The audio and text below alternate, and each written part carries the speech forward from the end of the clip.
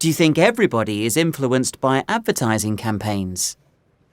I think it is impossible to not be influenced by advertising these days because it's everywhere. It's on the buses, it's on the taxis, it's just on buildings. Yeah. So just by going outside, you're seeing these advertisements and you're being influenced. So for example, we all know certain brands just because they're everywhere around us. It doesn't mean that we're going to buy from them, but you know them and you can recognize them, which is kind of the point of advertisements. So. It is, yes. I mean, it's exposure over and over again, and gradually that sinks in. We really don't really watch TV, and we have a TV, we just don't watch it very much. So I thought, well, actually, that's some advertising out of the way of my children.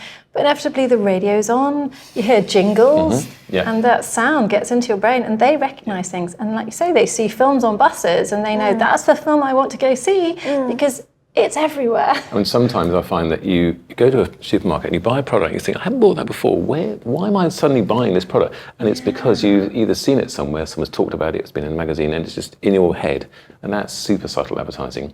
I mean, I never thought I was being influenced, but I think I am. I'm normally quite specific about what I buy, but suddenly buying, I don't know, a different brand of blueberries or something for no reason. It's like, well, why did I do that? So you're definitely being influenced. It is. It's that recognition, isn't it? And subliminally, I think if we recognise something, particularly if you're in a rush, you think, oh yeah, I know that one, and you might buy that one. Yeah. I actually try to, because I have young children, I try to actually teach them a little bit so that they become more aware of what the advertisers are trying to do. Which is hard, actually, But you see pictures in magazines, and they're starting to be, the 11-year-old is starting to become a little bit more cynical about what he sees.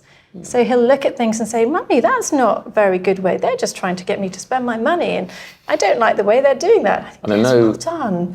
Apparently in Sweden, they're not allowed to advertise to children under 11 at Christmas. So they're not allowed to target children after a certain time of day, which is a great idea, because remember in the UK, they just target you all the time with the latest toy and so forth. So that sort of advertising is blatant. Yeah. Especially for children. I mean, I have younger siblings, and it's kind of like, oh, all of my friends have this toy, so I must have it as well. And actually, I think if we were to remove that in England, that would be very good, and just kind of to teach them that self-worth comes from something else rather than material possessions. That's right. It's part of this whole consumerist society that we live in, really. Yeah. So I think definitely the answer to the question is yes, we are all influenced in different ways by advertising, I suppose.